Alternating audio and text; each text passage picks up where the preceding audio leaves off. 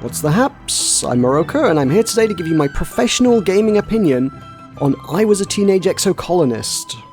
I played what I will hereafter abbreviate to simply Exocolonist a while ago during Ludonarracon, and it definitely piqued my interest. It's a kind of life sim, a narrative RPG with card-based challenges and deck-building elements, and a spectacularly compelling story. You play a kid born aboard Earth's first colony ship, the Stratospheric. It's on a 20-year voyage to a wormhole to take you to a habitable planet, Vertumnus 4. You land just before your 10th birthday, and it's here the game begins as the colony takes shape. The game is broken into 10 years of 13 months and 5 seasons each. Every month you'll be able to wander around and talk to the other colonists, sometimes having extra interactions or events with them, before picking a task to work on for the month. Tasks will improve various of your 12 stats. They may also improve your relationship with the other kids. You might get kudos, the colony's reputation-based currency, and often it'll increase your stress too. If your stress hits 100, you'll need a month off to recuperate. Sometimes you'll also need to work in a specific department or on a specific task in order to trigger a story event. Oftentimes your choices will reward you with various things. Sometimes you'll need a specific stat or other requirement to pick a choice. You might need to win a card challenge to succeed in a choice. And occasionally you'll get a new card based on the event. The cards are used in challenges throughout the game. Each task you work will see you taking on a basic challenge in order to win bonus stat increases. The story challenges vary in difficulty depending on your circumstances and are often broken into 3 rounds, but they all work the same way. Cards come in 3 colours, yellow for social, blue for mental, and red for physical. Occasionally you also get chromatic cards, which are wild. They all also have a number on them, and some also have some text effects written on them. You're basically playing a kind of poker with them.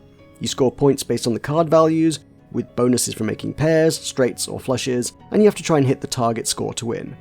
It is worth noting that this is sometimes literally not doable because you're drawing random cards from your deck, and you could easily end up with a bunch of garbage.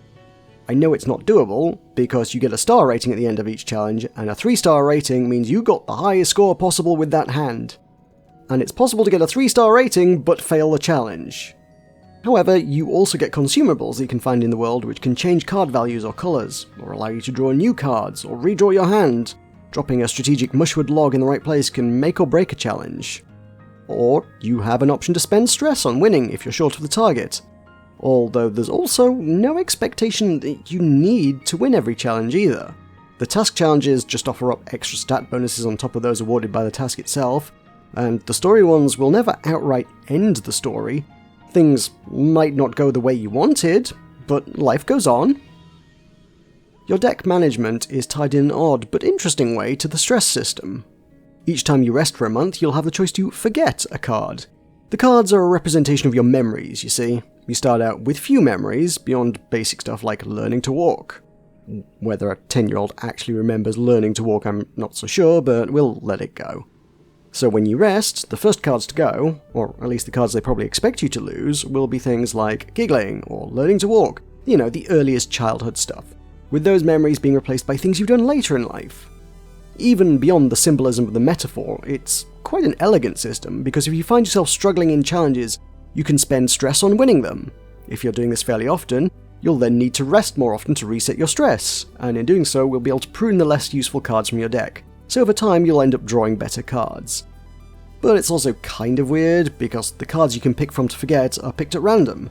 So, as a consequence, you may never lose all those garbage cards. Which is how I found my 19-year-old self still retaining vivid memories of crawling around as a toddler. Although on my second playthrough, I also unlocked an extra way to spend money on forgetting unwanted cards. So, maybe I'm overanalyzing this. Anyway, that's the nuts and bolts holding this thing together, but honestly we're not here first and foremost for a game of poker. We're here for space stories, and the narrative is where Exocolonist truly shines, honestly. You'll go through all the usual trials and tribulations of growing up, with teenage drama and puberty, but also challenges facing a small society trying to establish new life on a new planet with limited resources. Disease, famine, and attacks by the local wildlife all take their toll on the colony, not to mention the political turmoil of running things. There are 10 teens to befriend, who also bring with them messy personal baggage, which intertwines with everything else going on. There are always multiple story threads going on which you can leave your mark on or alter the course of. It's a rich tapestry of narratives tinged with drama and tragedy, but also love and joy. As you make your way through, you'll spot opportunities where tragedy could have been averted if you'd done things differently, as well as potential tragedies that never came to be, probably more through luck than judgment.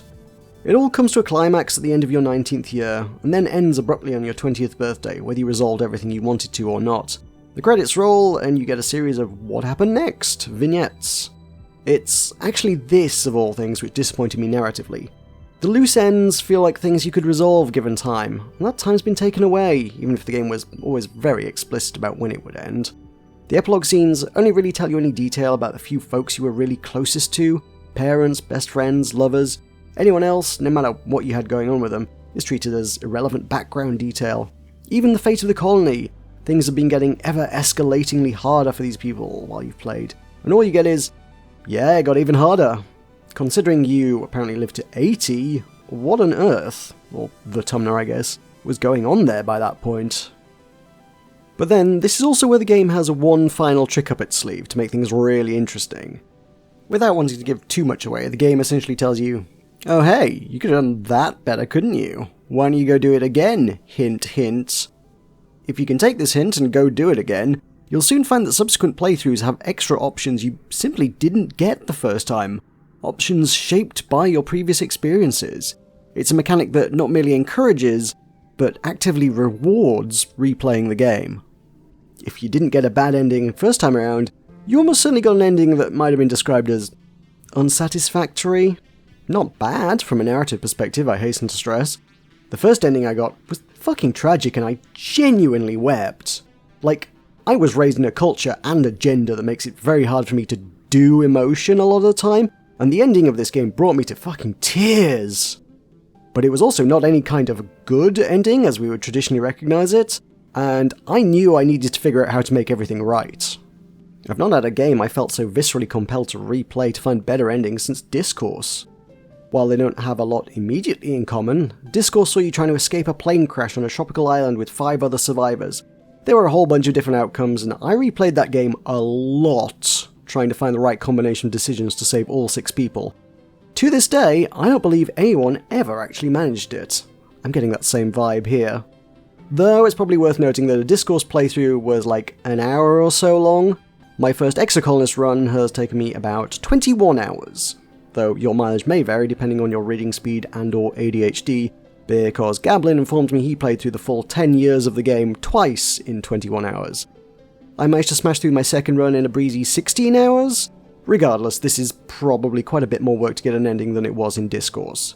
The Steam Chieves note there are 29 endings in Exocolonist. I have to hope that at least some of them aren't wildly different and can be unlocked with some mild save scumming, because otherwise that might be like 400 hours it'll take me to get them all. Catch me in 10 years' time poring over spreadsheets, character portraits pinned to the walls, linked with red string as I try to figure out the combination of stats, relationships, and activities needed to get that one last ending. And I have to assume that those 29 endings are just based on the outcomes of your character's life. I got the Botanist ending first time. That has no bearing on anyone else's story, and anyone I put the time in to get an epilogue vignette is someone I'm just as engaged with after 20 plus hours of game too. I want good endings for them as well. A quick skim through the Steam guides reveals how masterfully intricate the web of relationships between people and events in the game is, how navigating certain events opens up different fates for different characters, which is to say nothing of the relationship system. Some characters are looking for monogamy, some are open to polyamory, some want kids, some don't, some are already in relationships with each other, some will always leave you, some will leave you if you do certain things. I've always held up Inkle as a real benchmark for complex narrative in gaming, and honestly it might be getting a little tired for me to keep banging on about them, but really is it so very rare that a game can truly justify that overused and usually lying Steam tag, choices matter. Honestly, you've got like everything Inkle ever made, Citizen Sleeper, and now Exocolonist. The fact that 2 of those are non-Inkle games from the last year gives me real hope for what may be to come in the world of narrative gaming. Of course, you now need my now obligatory representation section. Representation station, if you will. Ooh, I like that. I might make that a recurring bit. Every character is basically pansexual because they'll date you no matter your gender. You get a pronoun and appearance slider that you can change at any time. The cast is racially diverse. Tangent is trans. Your mom has a prosthetic leg but is still an empowered badass lady. And one of the younger kids you can occasionally encounter in events has vitiligo. Extra shout out to Nomi Nomi, a non-binary, demisexual, ultra-lovable mega-weeb. They just like me, for real! Game's really good for representation, I like this. Exocolonist has been out for well over a month now, actually. I wish I could have found the time to commit to this earlier, but such is life. It is not a short game. At any rate, my now well overdue verdict is that this might actually be my game of the year. I know I've said that about like 3 games already this year, and I honestly thought it might end up being Slime Rancher 2, but no, unless I get blindsided in the next 2 months, I think this is it. It's available for about £20 or your original equivalent on basically I think every current gaming platform except Xbox. You should definitely buy this. Oh, but just one more thing. I've left it to the end because colossal spoilers inbound, but I need to talk about it. If you've played it pretty thoroughly and just want to know what I think, watch on. If you don't plan to play it, you're a damn fool, but feel free to watch on. If you're not bothered about spoilers in the slightest, watch on. If you might be bothered by me talking about stuff you can only learn from at least 2 full playthroughs of a 10 to 20 hour long video game, now would be your time to run away. Ye be warned. Go on. Shoo. You still here? You sure? Okay then. There's a special ending that you might get on your first playthrough, but will probably need at least the second, called Transcendence. You solve a bunch of mysteries that leads you to meet a mysterious creature who allows you to enter another state of being in which all timelines, all possibilities become visible to you, to transcend time and space itself. This is not to say you get to pick out your endings from a list, but to give a narrative explanation for the time looping thing where you can retain memories from previous playthroughs and use them to your advantage. But I think far cleverer than this is it provides a narrative solution to the ludonarrative dissonance caused by the literal game mechanics. For those unfamiliar, ludonarrative dissonance is the conflict between the story a game is trying to tell and the mechanics it uses to do so. A popular example is Uncharted, where lovable rogue Nathan Drake can go on a bloodthirsty rampage because the game never actually stops you, but then keeps treating him like a lovable rogue and not a mass-murdering dickhead. In Exocolonist, by becoming a being who can see and experience all timelines, all decisions simultaneously, this means that when you hastily reload a save for a do-over because you accidentally pissed off someone you wanted to date, you're actually just exploring another timeline. It's a canon explanation for save scumming. Thank you for coming to my TED Talk. Thanks as ever to my lovely channel buccaneers Wirta, Tulkas and Fixer for supporting the channel. Ads pay so very little on YouTube compared to memberships that I've turned them off lately. Even the smallest membership or super thanks is worth more than thousands of ad impressions, so if you've enjoyed this video, please consider those options to support what I do. Thank you very much for watching, and I'll see you next time.